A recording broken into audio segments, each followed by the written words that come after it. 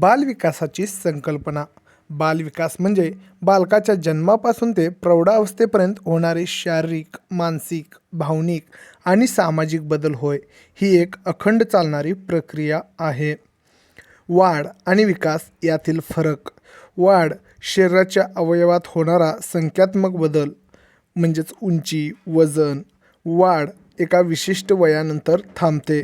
विकास हा गुणात्मक बदल असून यात कार्यक्षमता आणि कौशल्यांचा समावेश होतो. विकास हा जन्मभर सुरू राहतो. विकासाची तत्त्वे. विकास विशिष्ट क्रमाने होतो. आधी रांगणे, मग चालणे अशा पद्धतीने. विकासाचा वेग प्रत्येक मुलांमध्ये भिन्न असतो. विकास सामान्यकडून विशेषकडे होतो. अनुवंश आणि वातावरण. बालकाच्या विकासावर अनुवंश म्हणजेच आईवडिलांकडून मिळालेले गुण आणि वातावरण म्हणजे सभोवतालची परिस्थिती, शिक्षण, समाज या दोन्ही घटकांचा एकत्रित परिणाम होतो. जीन पियाजे यांचा बोधात्मक विकास सिद्धांत. पियाजे यांनी विकासाचे 4 टप्पे सांगितले आहेत. पहिला आहे ते संवेदीकारक अवस्था 0 ते 2 वर्ष.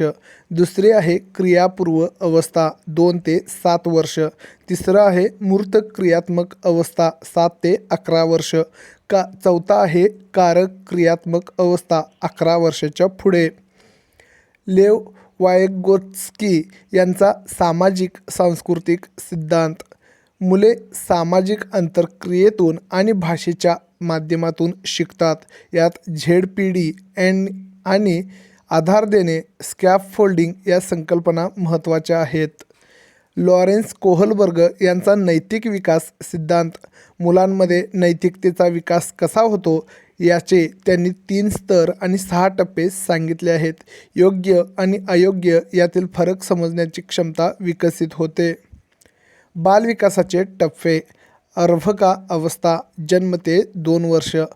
पूर्व बाल्यावस्था 2 ते 6 वर्ष. उत्तर बाल्यावस्था 6 ते 12 वर्ष. कुमारावस्था 12 ते 18 वर्ष. कुमारावस्था हा वादळ आणि तणावाचा काळ असा देखील म्हटला जातो. भावनिक आणि सामाजिक विकास. बालक प्रथम कुटुंबात, नंतर शाळेत सामाजिक नियम शिकते. भावनांवर नियंत्रण मिळवणे आणि इतरांशी जुळवून घेणे हे विकासाचे महत्त्वाचे पैलू आहेत. अध्यापनशास्त्रीय परिणाम. शिक्षकांनी बालविकासाच्या अवस्था लक्षात घेऊन अध्यापन पद्धती निवडाव्यात. प्रत्येक मुलाची शिकण्याची गती वेगळी असते हे लक्षात घेऊन व्यक्तिगत भिन्नता तत्त्वाचा वापर करावा.